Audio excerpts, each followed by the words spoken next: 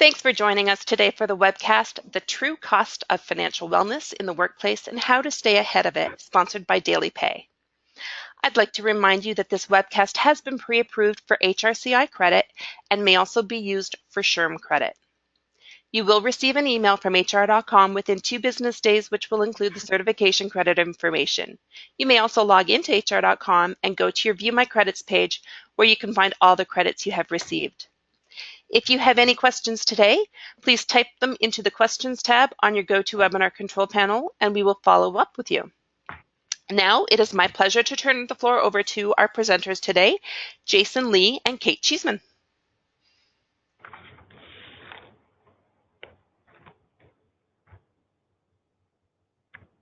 Hi, everybody. Sherry, would you mind just confirming that you can see us? I sure can. Great. Hello, everybody. My name is Jason Lee, and I am the CEO of DailyPay. And I'm Kate Cheeseman. I'm a Partnership Success Manager at DailyPay. First of all, we just want to thank HR.com and Sherry for hosting us this morning. Before we start, I wanted to go over a few housekeeping items. All of you that participate in today's webcast will qualify for SHRM credits as well as recertification credits at HRCI and World at Work Society.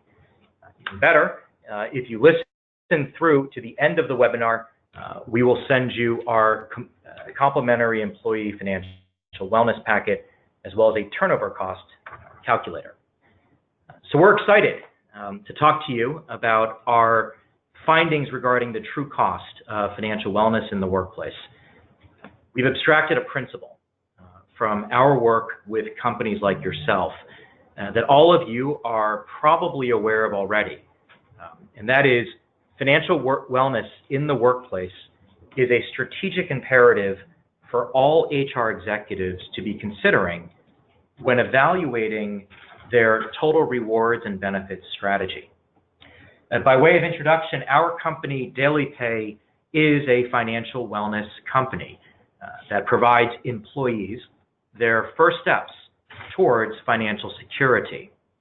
We accomplish that through a technology solution, which enables your employees to control the timing of when it is that they receive their earned wages.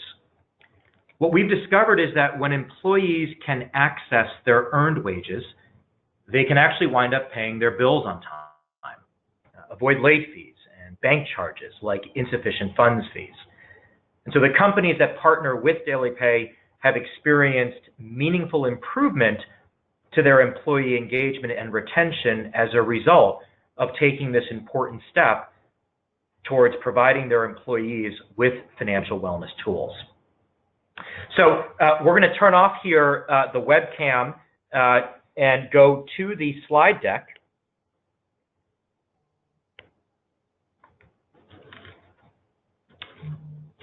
Great. And Sherry, would you mind just confirming that you can see the slide deck without the webcam? It's perfect, Jason. Thank you.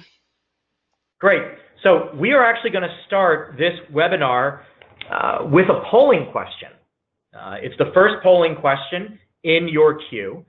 And so please, on a scale of 1 to 5, we would love to hear, where 5 is the highest, please tell us how much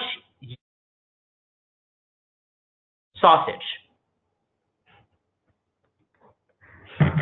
Okay, well, I see the meter running here. There's apparently a lot of folks interested in this first polling question.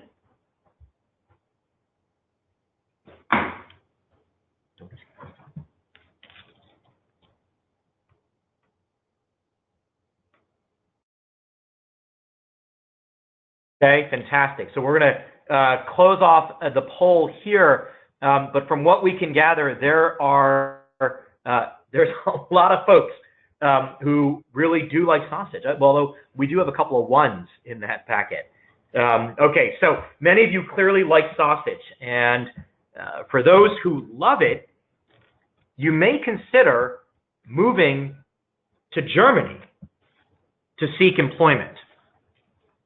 Because today in Germany, the competition for qualified workers has become an existential issue for companies today. Companies in Germany are now offering enticements, such as overseas tourist trips to see the Empire State Building, ski outings in the Swiss Alps, and yes, you guessed it, sausage platters. And so after years of robust growth following the global financial crisis, unemployment in Germany has dropped to a record low of 5.4%, and the country now has 1.2 million unfilled jobs. That's actually nearly the equivalent to the population of the town of Munich. Many of us would probably agree on this call that our right at the stage of being able to pay for someone's vacation or even pay for a platter of bratwurst. But what we can do is we can offer our employees what they really care about. And that's financial security through wellness education. If you join this webinar today, the chances are that you probably have some inkling that your business could benefit from a workforce that is more financially secure. Perhaps you read an article somewhere, heard about financial wellness at a conference, or just intuitively understand that by reducing stress around money issues, you can have a more engaged and less distracted work. Flip side, you may not know exactly what to do with this information or how to push through an agenda at your company. The purpose of this webinar then is really threefold. First, what we aim to do is to help you help others understand the problem. In our discussions with best-in-class companies, we have found between what human resources knows to be true and what the executive team, be it the CEO, CFO, COO, etc., perceives to be true. You know, I'm always amazed at the looks of surprise that I get when I share the following slides with an executive team who says, quote, "I didn't realize how much my employees were struggling financially and how this impacts my business." You all get it. But my goal in this first section is actually to arm and equip you with an easy-to-follow narrative that you can then use in your internal discussions on the significance of this topic. And second, we will seek to help you quantify the positive impact financial wellness can have on your business. One way in which we will do this is to show you the negative impact that is likely occurring today and how to reverse that outcome. Great. And finally, third, we've actually researched some tactics here that may be applicable for your company. Now, one caveat before we get started is that there are hundreds of different approaches, vendors, etc., that you can pursue. And only you will know what the best fit is for your company's profile, be it financial, cultural, or otherwise. Our goal today is to give you an introduction into some broad categories of solutions and then to pass the ball to you to figure out what is best for your company. And so with that, why don't you allow Kate and me to get started with the first section, which is arming you with the facts and figures and anecdotes that you can use in your internal discussions as you move forward your internal initiatives regarding financial wellness. Now, before I get started, I did see some latecomers join. You can catch up with the slides afterwards. We'll be sending that out. But unfortunately, for all of you who joined a few minutes late, you missed the most important polling question, which is how much do you love sausage? Around what on earth we were asking about there. So why don't we get started? First, financial security is, and insecurity, excuse me, is an all-encompassing problem and challenge for our employees. First, it impacts their physical life. Second, it impacts their mental health. And finally, third, and of course, it impacts their professional life. Now, while the Gallup poll that we are quoting here shows the survey results of each individual, it likely understates the true impact of financial insecurity, given the fact that when you combine each of these variables with another, the effect, of course, is likely compounded. Financial insecurity typically results from two root causes. First, a lack of savings, and second, a lack of earnings. So let me address the first here, which is the lack of savings. According to a recent study by Bankrate, 34% of Americans do not have a single dollar saved, and 35% have less than $1,000 saved.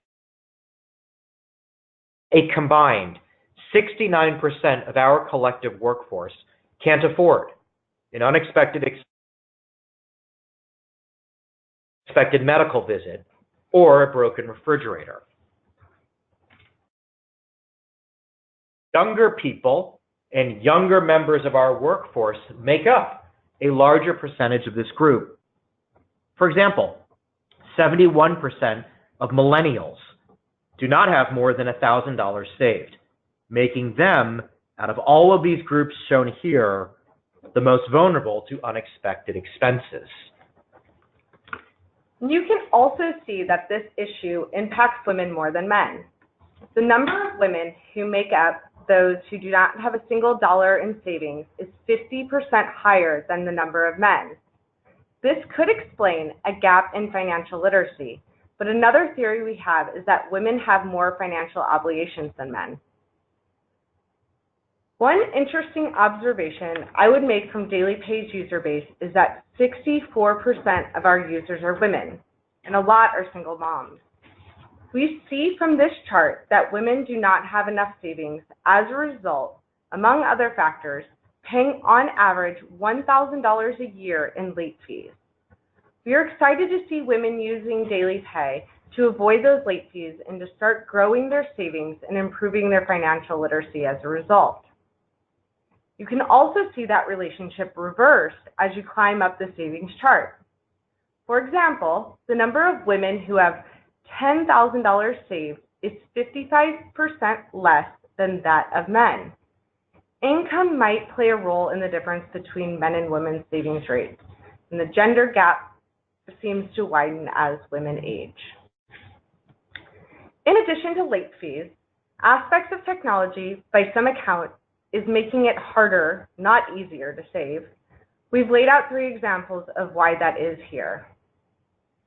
First, social media and the availability and expectation of posting your experience creates a hyper-competitive environment that is a more acute version of keeping up with the Joneses syndrome.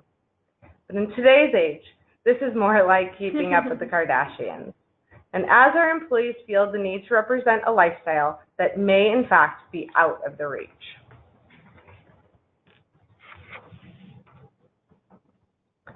A recent survey can be summarized in one single sentence. Today's social media crazed employee base feels strongly that they must spend to compete. 39% of those surveyed said they spend money they don't actually have to keep up with their friends. 73% said they've gone into debt as a result. 27% of the respondents participated in the activities they knew they couldn't afford, but did so to oblige a friend. 2/3 of those surveyed said they experienced buyer's remorse, and perhaps most sobering, 1/3 of respondents said they don't believe they can make it any longer without going into debt.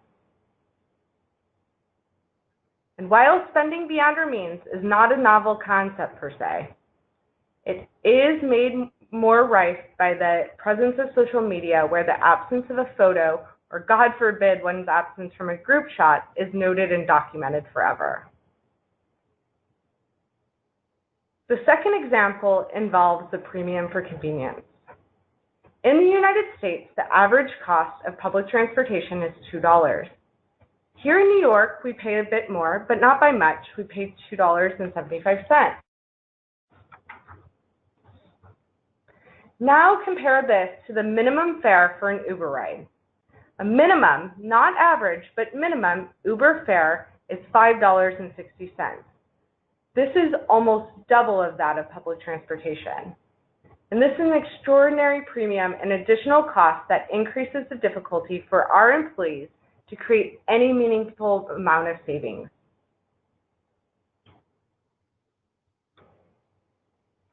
And food is another example of paying premium for convenience.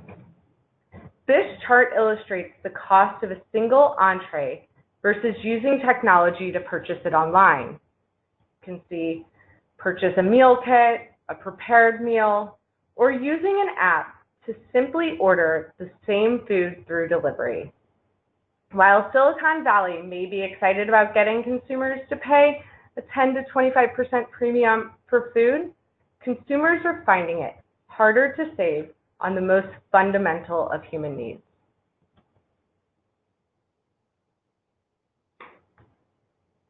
Finally, the third example of how technology makes it harder to save is that technology simply makes it easier to spend.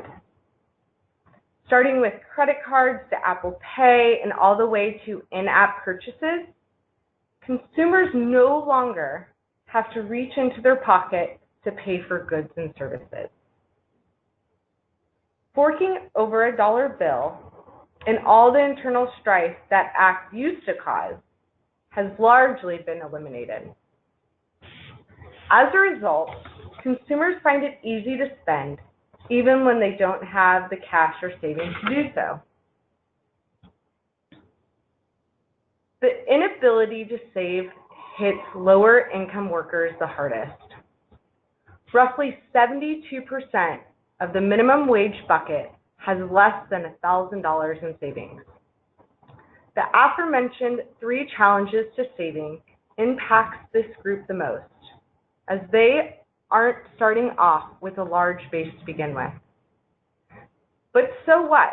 So what if my employees have a lack of savings? Why does that impact us as employers?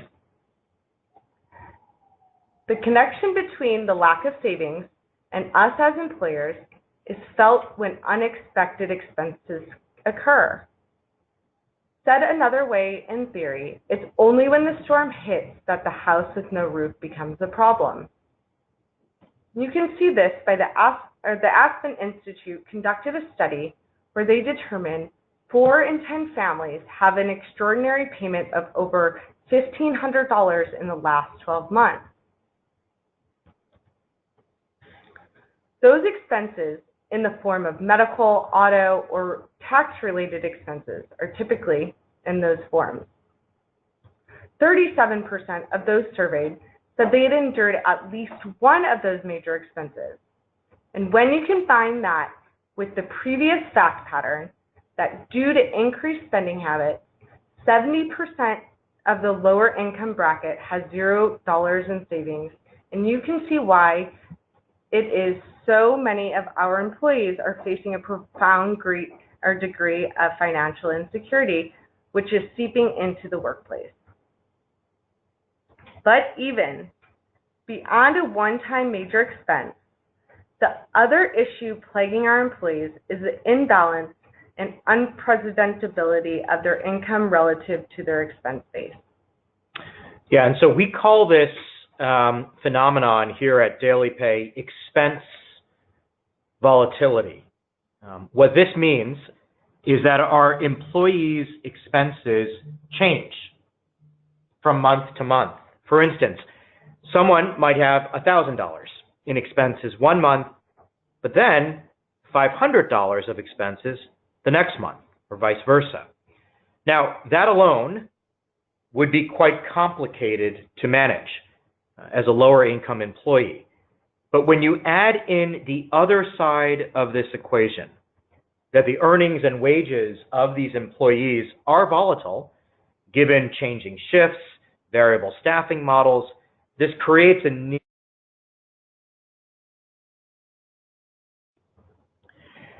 The left-hand side chart on this slide graphs the percent change in expenses in blue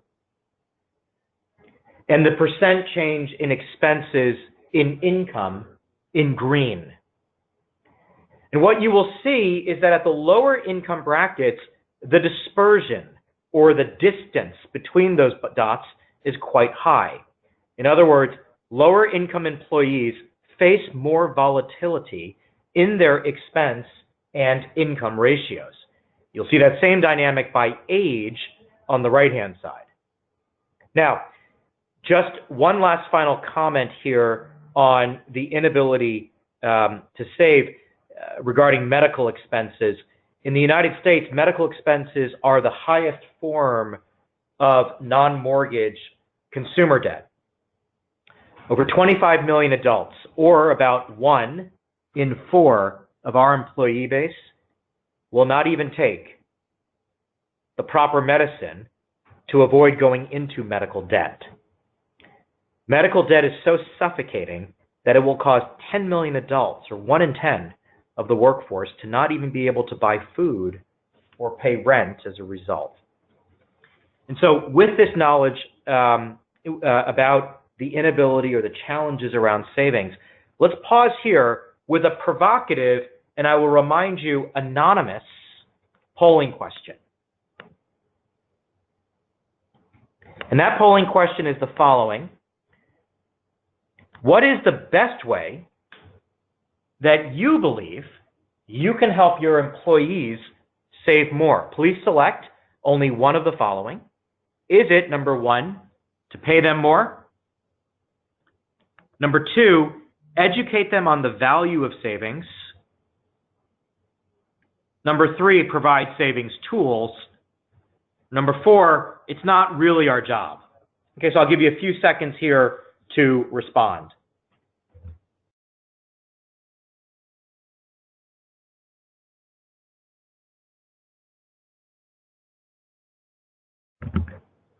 Okay, great. So I still see a few responses trickling in. By the way, as we're waiting for folks to trickle in here on their votes, I saw a bunch of folks join here a little bit late.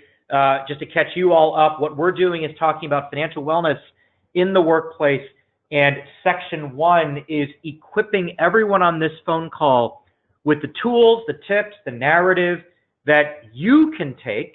Excuse me, not the tools or the tips, the facts and figures is what I meant to say. The facts and figures about financial wellness, because our assumption is that if you've joined this webinar, you understand that this is an issue, but we are trying to create the narrative in a very simple way where you can take this narrative and bring it to others within your company. So that's what we're working on right now together. And we'll share the results here of our last question. Clearly, the preponderance of the results is around educating or providing some type of savings tool. We noticed here that very few of you believe that it's within our feasibility to actually pay folks more, and we agree with that. So we're going to talk a little bit more about that challenge later. And it's encouraging to see that not a single person, even though this poll was completely anonymous, not a single person here believes it's not our job, which we tend to agree with as well. Great. So to remind you all on the phone, folks who've been here since the beginning as well as the newcomers, we're currently in section 1, which is about arming you, the HR professional, with the facts, the arguments, the anecdotes you need to convince others within your organization that financial wellness should be a priority. We're currently now talking about the 2 causes of financial insecurity. The first cause is a lack of savings. The second cause is a lack of earnings. And so we just finished talking about the lack of savings, and now we're going to move to the lack of earnings. In other words, the second reason and root cause for financial insecurity in the workforce. And Kate, I might turn it over to you to kind of go through this slide. Okay, thank you. So to provide some backdrop, the U.S. unemployment is at the lowest rate since 1973. But interestingly, the poverty rate is actually higher in the United States despite increased wages. This is because, adjusting for inflation over the last 30 years, the median income is actually $2,400 lower than it was in 1973. In fact, there are only 12 counties, not states, where the minimum wages match or exceed the basic cost of living. To show this in a different way, an employee working a 40-hour week at federal minimum wage would earn slightly less than the poverty threshold set by the U.S. government. Complicating this is, of course, that many minimum wage workers do not work a full 40 hours. In fact, 70% of minimum wage workers work less than 35 hours a week and therefore earn proportionately less than the federally mandated $15,000 per year. To put a finer point on this, the rise in time management software has enabled employers to optimize their workforce staffing costs, such that more employees are working part-time as companies have become better at predicting their labor needs during the week. Add to this the impact that fewer hours has on employees' ability to receive health insurance. Many of our employees find themselves in a challenging earnings position. An obvious answer to this challenge is to simply raise wages. However, as most on this call can appreciate, most companies cannot afford to simply raise wages. The United States economy is at an unprecedented low inflationary environment. Without the ability to increase prices on products, we, as employers, cannot afford to raise wages without meaningfully sacrificing margins. This explains why wages have remained flat for the past several years, despite the labor markets exhibiting clear signs of recovery. For context, in the event the federal minimum wage was increased to $10.10, this would have a negative impact on companies in the form of terminations and future hiring. Yeah, a clear indicator of this reality, and the reality that I'm speaking about, is the lack of earnings power that many of our employees might face today, is the rise in the gig or freelance economy. So for those on the phone, have you ever wondered to yourself, where did all of these people who are now driving for Uber even come from? In 1989, freelancers or 1099 workers comprised 6% of the workforce. The Bureau of Labor Statistics is predicting that 43% of Americans will in some way be supplementing their income through some type of freelance work by 2020. As it relates to the gig economy, 81% of on-demand workers, such as Uber drivers, have actually said that they will continue to working some type of on-demand job after trying it out first. Almost half of those said that they would even increase the number of hours that they are putting in as freelance workers. The existence or rise of this community of workers and this type of job is evidence alone that folks are looking to increase their earnings power by filling in the gaps. Now, from a financial wellness perspective, this type of earnings volatility is leading our employees to live paycheck to paycheck. And while some may access payday loans to cover the gap, most actually don't. In fact, the most common form of short-term borrowing for our employees is actually not the payday loan industry, but a more commonplace and less obvious form of borrowing. And that's just simply paying bills late or bouncing checks. As a point of reference, consumers paid $6 billion in interest and fees alone to the payday loan industry last year. In contrast, consumers paid $34 billion in overdraft fees, the fees collected when a consumer writes a check, tries to pay a bill from her bank account without the sufficient funds in the account. For banks, this is the second highest fee earning category, second only to interest income. Now, our employees are paying overdraft fees simply because they're actually waiting for the next paycheck and in the interim trying to pay bills. It's very typical, though, that the overdraft fee will actually even outweigh the actual shortfall in the account. For example, the median overdraft fee is $34, but it's being charged on a transaction of $24 or less. More to the point, the consumer typically can cover those funds in, on average, 3 days, presumably when their next paycheck hits. And so when you run that math through, as a result, the implied interest rate on that borrowing is something like 17,000%. This dwarfs any payday loan. Now, our employees are not only being impacted by overdraft fees, they're also just paying late fees on their bills. In 2017 alone, our employees spent $173 billion on late fees, with lower income workers paying 3 times the average amount.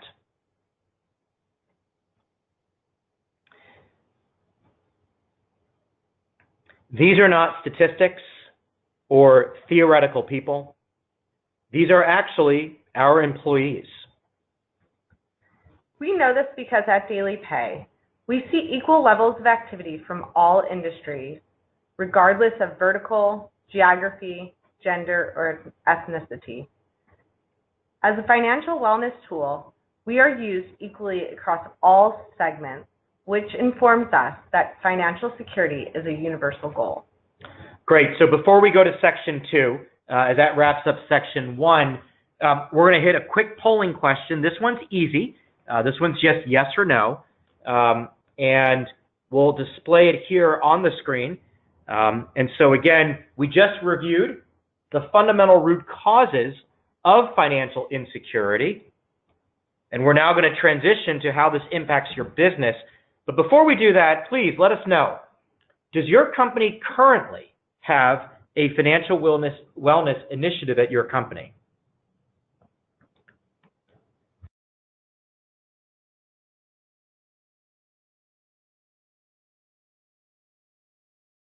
Okay, great. I think we are going to let that conclude, and we'll show the results. And the results are pretty much what we would have thought. The research shows that about a third of all of you do have some type of financial wellness initiative. For those folks who answered yes, hopefully some of the material here in section 3 will be interesting for you all in particular, as we've kind of researched some additional tools and strategies for you. For those of you who answered no, we hope all of this is interesting, in particular section 1. You know, we encourage you, when you get the reprint and the replay, to take section 1 and to put it into your own words. Take some of those slides, take some screenshots. That's all the content that you can then steal and borrow from us, and you can circulate that around at your office internally, you know, and sort of say, see, I knew I was right, and this really is something that is meaningful and really is something that is impacting not only our employee base, but employees at large. So, just to review, as we discussed, the first root cause of financial security is the lack of savings. As we discussed, 56% of Americans don't have a budget. 50% do not participate in a 401k program, despite being offered that by the employer. 41% would give themselves a C or below in terms of personal finance. 32% have zero retirement savings, and 22% don't even know what they're spending on food, rent, and entertainment. So that's root cause number one. Root cause number two is there's a lack of earnings. And here in blue, 77% are in fact living paycheck to paycheck. 40% are carrying month-to-month credit card debt and relying on that as a source of their emergency funds. 28% are paying those credit card bills late. Now, when you look across this chart, much of the reason why these numbers are the way they are is because it has to do with a fundamental lack of basic financial education. And that's evidenced here by our final statistic in gray, all the way on the right-hand side of this slide, which is that 1 in 5 of your employees believe that the lottery is the most viable way to fund their retirement. When you translate this lack of financial literacy to the cost of your business, the implications are enormous. Financial Fitness Group estimates that the cost of financial stress, and we'll define what that means, on American companies is roughly $300 billion a year. To put that into context for your company, I'd highlight here on this chart the cost of employee turnover. Employee turnover is one of the direct impacts of financial stress, as employees either involuntarily or voluntarily leave a company for the perception that perhaps there's a better job out there. The cost of that is $8,000 per employee. For those who are participating in high turnover industries, you're all very familiar with the enormous cost of employee turnover, both in terms of monetary expense as well as the impact on business continuity. In addition, for the HR folks on the line, you all know the constant recruiting, training, and then replacement of employees is incredibly taxing on you all, hiring, and payroll departments across the country. Employees who have financial stress at work are undoubtedly and unequivocally distracted while they're at work.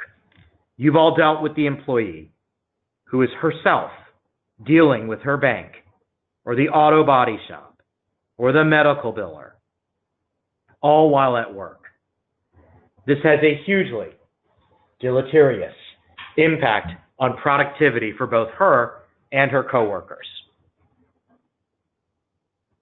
And so, just as a reminder, one of the ways, and if you'll see it here on this chart, to measure the impact of the lack of financial wellness in your workplace is to, in fact, look at the cost of your turnover. What we've realized in our finding is that when employees are financially stressed, and that typically comes from not being able to pay their bills on time, they just leave. They'll either leave because they're so stressed or because they find another offer at 25 cents more per hour. And so as one of the follow-ups to this webinar, we will be providing our turnover calculator following this webcast. So you can actually compute and understand the value of financial wellness in your workplace as defined by a reduction in your turnover rate. And so with that, this is probably a good time for us just to pause, take some stock. We've gone through the first two sections. First, helping you articulate the case for financial wellness inside your company. And second, how financial wellness can help your company and your people grow. And so why don't we take a minute and actually take a few questions from you who are participating before we walk through some strategies. We're going to just show a couple of, or rather answer a few questions from the poll here. Go ahead and submit your questions, and we'll just take one or two of those now. Okay, great. First question here is from Natasha, and the question is, do you have any data on whether or not financial wellness, this is a good question, impacts certain industries more or less than others? Okay, well, Natasha, thanks for that. That's a great question. For this presentation, we haven't done any academic research or polling across industries, but, actually, not to put you on the spot, Kate, but perhaps I can ask you, Kate, DailyPay is a financial wellness tool, and I know that you personally probably work across multiple different industries. Let me ask you, in our dealings with companies, are you seeing any meaningful difference in usage or adoption? No, not at all. Actually, I work across a wide diversity of industries. That includes call centers, manufacturing, cleaning, leisure, retail, healthcare, staffing. The adoption and usage of DailyPay across those employees in all of those industries is actually almost identical. On average, we would see about 30% of employee base using DailyPay within a given company. But I think that this tells us that financial wellness has little to do with the specific industry, but more to do with the income level of the user. For instance, we do have the most adoption for our financial wellness tool at about $20,000 to $50,000 annual income level. Does that answer your question? Yeah, that's good. Great. So there's also a question here from that we got from a Becca, who's asking about student loans. I thought those were even more of an issue now. Hey, thanks, Becca. That's a great question, and I don't know, maybe you saw our slides ahead of time. We're going to be addressing student loans and also how companies can address student loan debt as part of toolkit. And so, Becca, maybe I might ask you to hold that question because we're going to be going through that here momentarily. Okay. Oh, great. Next question is from a Jamie, I think. Great. So my employees, Jamie says, my employees probably won't listen to us. Okay. If we told them to save, how do you effectively communicate a financial wellness program with, I think you meant to say without offending them. Okay. So let me repeat that. My employees probably won't listen to us if we told them to save. How do you effectively communicate a financial wellness program without offending them? So, Jamie, thanks for your candor. We do see this challenge often. I think many on this line probably do share your concern with coming across as overly paternalistic. But I would encourage you to actually remember and recall the commercial value of financial wellness. Now, it's not paternalistic if at the end of the day you have the dual objective of improving your business and the lives of your employees. Those two things go hand in hand. A great example of this is actually health insurance. As many of you know on the phone, health insurance was instituted by FDR as part of the New Deal because factories actually realized that it made economic sense to make sure that if one guy got sick on the line, the company paid for him to go to the doctor so that he wouldn't spread his germs to all of the other factory workers who were in his assembly line. That sending someone to the doctor sounds paternalistic, but it just makes good business sense if you're working in a factory. In the same way, someone who gets sick financially can potentially spread his affliction across the company. That person is now distracted at work, and that forces others. Spreading his bad energy or his bad feelings across the workplace, and causing HR headaches down the road. Great. So I think we're going to wrap the question period for now. We'll have more time at the end of the webinar to ask some questions. But now I think what we want to do is go into some strategies to solve the problem. Now, as a reminder, we've done some research about various strategies. As I said at the outset, and for those who joined a little bit late, we are not endorsing any one particular strategy versus another. We just try to kind of collect a smattering of some to give you a little bit of analysis. And so why don't we kind of go through that. Kate, maybe I can ask you to kind of kick us off here. Sure. So remember when Jason said that 21% of people believe that winning the lottery is the most viable way to retire? The first and most important tactic is financial education.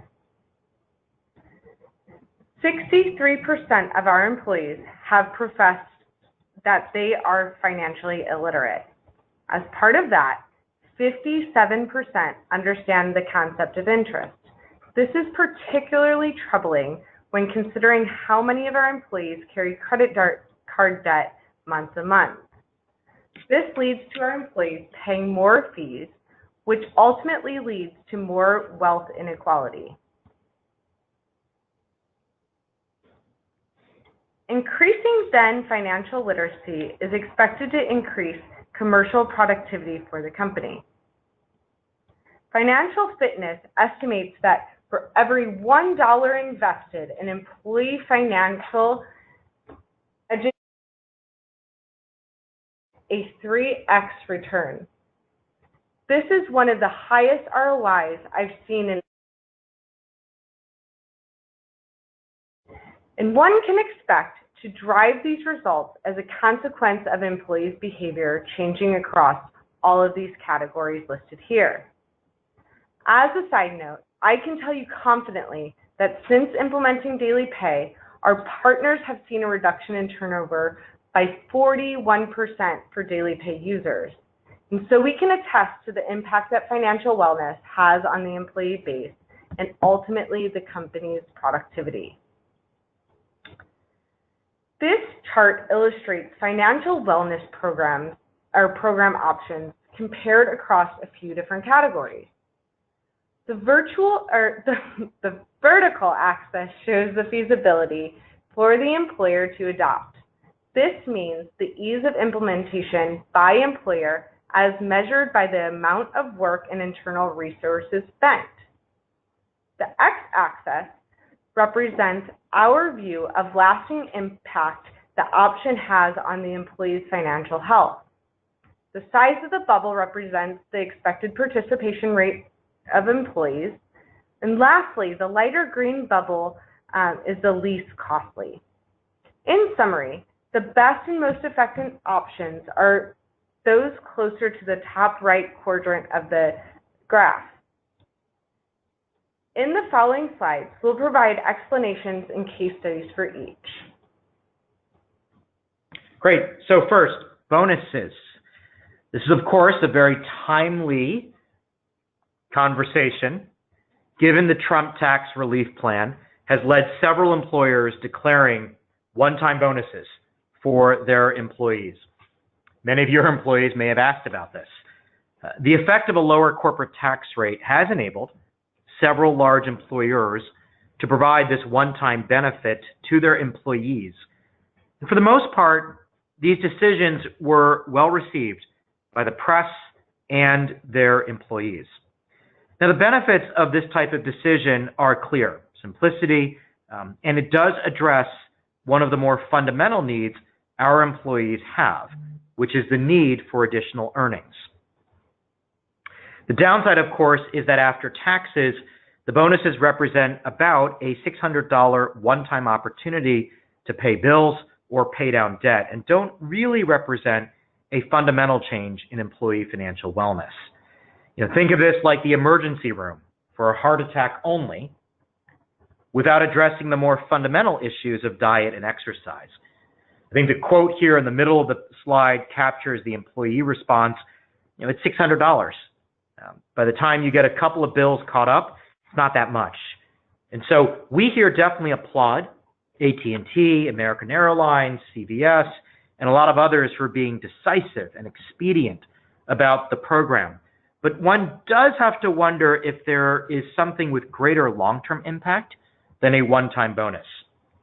In addition, I expect that there are several on this webinar today who represent companies that are either not eligible for the reduction in the corporate tax rate or who really can't part with the savings that have been generated from it. Next, the next strategy is increase wages. So this is also an obvious one. 97% of you responded in our earlier poll. It's not one that you are considering, and no surprise, it's a bit difficult to execute for most companies. As many of you guys know, and I'll skip through this, we are in a period of corporate peak margins and low inflation. So what that means is that companies are really unable to squeeze more blood out of the rock without raising prices. So, in a low inflation environment, it's very difficult for us to raise prices without actually doing something with the other segment of the workforce, which is what Walmart did here. Now, regardless of your views on microeconomics, there does seem to be some consensus that the act of raising wages and facing additional cost could actually wind up reducing the number of jobs out there, because most companies will want to keep their total labor cost equal. Moreover, even if you were to increase the actual wage level, it may not help your employees reach financial security. As we discussed earlier, the real root of the problem may in fact be due to expense volatility as opposed to the absolute level of wages. $100 or 29% on a month-to-month basis for our employees. And so when you combine that with shift variability, raising wages may only address a portion of our employees' true financial issues. Okay, so the idea is, so we're going to go into, next step is the 401k automatic enrollment. So the idea is to implement some type of automatic enrollment 401k plans for new hires. Here the idea is twofold. First is to make it automatic, and second is to make automatic for new hires as part of their onboard process. The state of South Dakota tried this as a means of improving the long-term financial health of their employees. The data indicated that the first-year participation rates for the government employees with automatic enrollment exceeded 90%, while the rate at the public employers without automatic enrollment averaged just 5%. This illustrates one of the most important takeaways for financial wellness program implementation, and this is to focus on new hires and also make the enrollment automatic as part of the onboarding. Oftentimes we as employers get too focused on the program launch, which by definition only applies to existing employees. By having an equal focus on new employees, the state of South Dakota modified their employee onboarding funnel to include this benefit, and such was able to efficiently drive participation. There was a subsequent participation decline as the years passed. For example, for those who were automatically enrolled, the participation rate fell from 92.3% in a year of hire to 80.5% about 5 years later. This shows that a robust financial wellness program has a few different programs for employees given the inevitable changes in the employee behavior over time. So we're going to move quickly into the next polling question. This is our last one, so this is the lightning round, everybody. We're only going to give you a few seconds. What do you believe is the most common way your employees pay for unexpected expenses today?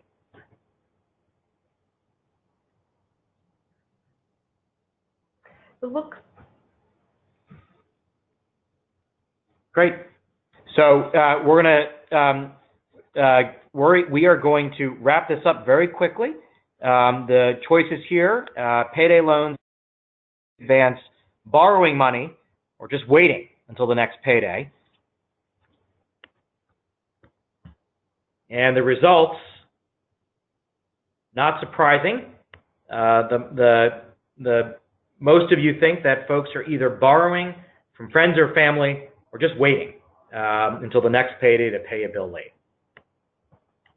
Becca, if you're still with us, we're going to hit your question now, which is the next option is to offer some type of student loan aid, especially if you employ large numbers of young people. Yeah, thank you. Recent grads have, on average, $29,000 of student loan debt, which takes about 20 years to pay off.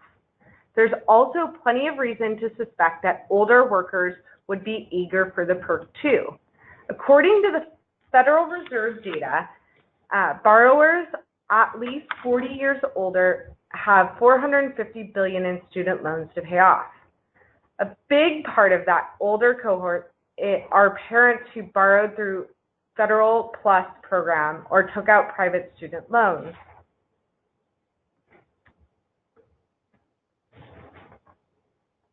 An employer contribution of $50 to $100 a month is common among the first movers. That can be a big help as 3/4 of the borrowers make monthly payments of $300 or less. Many of you likely would consider these programs, but the tax code has kept plenty of the interested employers on the sidelines as the amounts are treated as compensation and requires paying the employer's share of the payroll tax. Great. So the final option here that we'll highlight in the last minute that we have is offering some type of daily pay option at your workplace. Now, in full disclosure, our company DailyPay is one of the vendors who provides this service, but allow me to speak more generally and broadly about the concept of daily pay at your workplace. Several companies such as Walmart, McDonald's, and Dial America, as we've highlighted here, have connected financial wellness to providing their employees with the ability to pay their bills on time and avoid late fees. The philosophy behind this approach is that my employees are paying roughly $1,000 in late fees, and so why don't I give them a tool to essentially earn that money back and put it back into their pocket. By offering a daily pay option, employees, for example, at Dial America, one of the largest independent call centers in the country, have implemented a solution like this, and as you'll see in the middle of this slide, they've seen the benefit of financial wellness be translated into the reduction in their turnover and an improvement in their retention. And so with that, we're just going to wrap up here very quickly just on the conclusion. We've gone through a ton of information, but we thank you all for sticking here with us. We've actually had a terrific time preparing for this webinar. It's been eye-opening for us. So here are the three things that we'll give you as you take this away, either for lunch or if you're on the West Coast for breakfast. First, financial wellness is truly an epidemic of epic proportions. The problem is real. And so if you need additional information about that, please see the deck afterwards. Second, we as employers are in a great position to do something about this. Our employees, and so we represent their livelihood, and we're probably in the best position to educate, teach, and treat and equip them. And then finally, start small, but just start. We've given you a lot of different tools in this webinar. We'd encourage you, though, to start small, because the most important thing is just to do something. And with that, we'll turn it over to Sherry for any concluding comments and administrative reminders for the group. Sherry? Great. Thanks so much, Jason. I'd like to thank you as well as Kate from DailyPay for this great webcast that you presented for us today. It's very much appreciated, so thank you. Now, just a reminder that this webcast will be available in hr.com archives for up to 7 days for our free members and without restrictions for those with a certification membership, and we will be posting the slides once this webcast has ended. The webcast credits are stored in your hr.com account. We will also send you out the credit information to you in an email. Your feedback is very important to us, so please do take a couple of moments to fill out the exit survey that will appear on your screen once this room has closed. Thanks again, everyone, for joining us, and enjoy the rest of your day.